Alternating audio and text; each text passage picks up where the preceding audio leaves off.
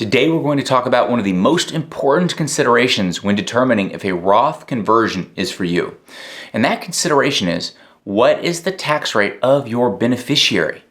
Now, when I say beneficiary, what I mean is who is going to benefit from the Roth conversion? Who is going to be the beneficiary of these dollars? Now, at first glance, you might say, well, Kyle, I'm going to be the beneficiary. So I'm going to pay taxes today so that way I can not pay taxes in the future. I'm the beneficiary, which could be the case.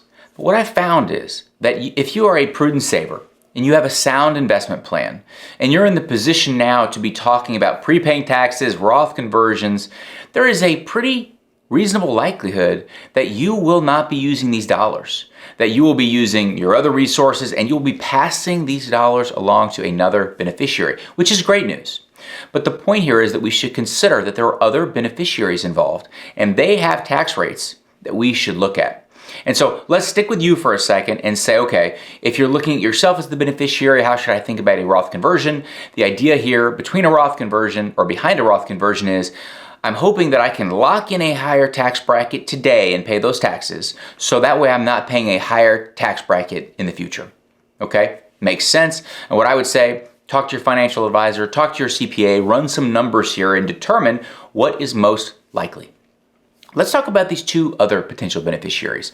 I'm going to use one beneficiary in this example that's in a high tax bracket, and then I'm going to use one beneficiary that's in a low tax bracket. So let's talk about the high tax bracket beneficiary. And in that case, many times that is your children. So if your beneficiary is your kids, lots of times your kids are doing pretty well. They might be in a dual income family, they're in their peak earning years, and when comparing their tax bracket to yours, where you are retired and largely your income is coming from Social Security and some investments, you might look and say, they're going to be in a much higher tax bracket than I am. That could be a valuable consideration when determining if you're doing a Roth conversion. Keep in mind, you might not be the primary beneficiary. And so also look at what is the beneficiary of my children, or what is the tax rate of my children as the beneficiary? How should I think about that if the dollars go there? And so that's a potential high tax bracket beneficiary. Well, what's a potential low tax bracket beneficiary? Well, what about charities? What's the tax bracket for charities? 0%. So it wouldn't make a lot of sense for you to do a Roth conversion if you were going to then give that money to charity who pays 0% in taxes. You'd be better off not paying any taxes at all and just using those dollars somewhere else, or just giving the full benefit to charity.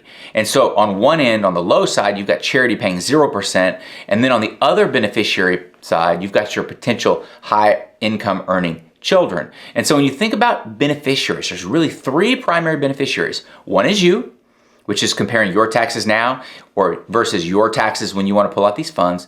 But then there's moving further down the line and saying, what about beneficiary being my children, or beneficiary being charity? What are their tax brackets, and how does that factor in through the decision-making process? I hope you found this helpful. And as always, thanks for investing your time with the Personal CFO.